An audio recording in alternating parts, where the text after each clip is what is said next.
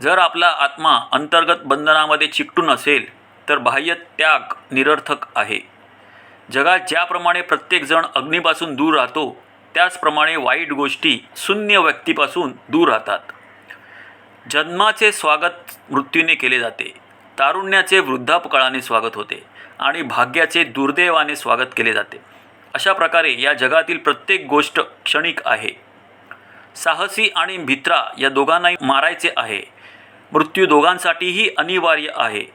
तर हसत हसत आणि धैर्याने मृत्यूचे स्वागत का नाही व्हायला पाहिजे? जो व्यक्ती जागरूक नाही त्याला प्रत्येक दिशेने भय आहे. जो व्यक्ती सतर्क आहे त्याला कुठूनही काही भीती नाही आहे.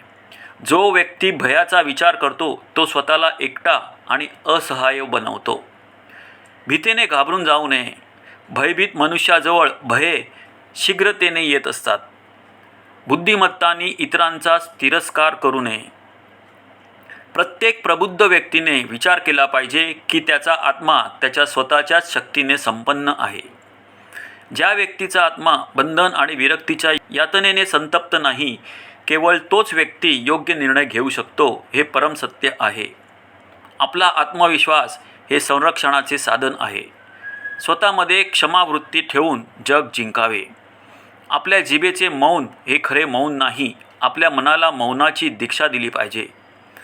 जो मनुष्य शक्तिशाली असूनही क्षमा मागतो आणि गरीब असूनही दान करतो, असे पुरुष स्वर्गाच्याही वर राहत असतात आणि ज्ञानी मनुष्य हा विश्वाचा स्वर्ग बनू शकतो.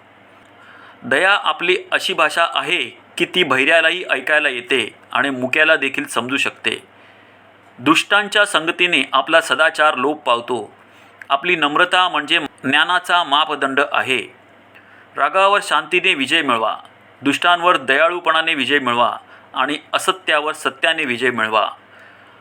माणूस हा त्याच्या विचाराने बनलेला प्राणी आहे. तो जे काही विचार करतो तसा तो बनतो.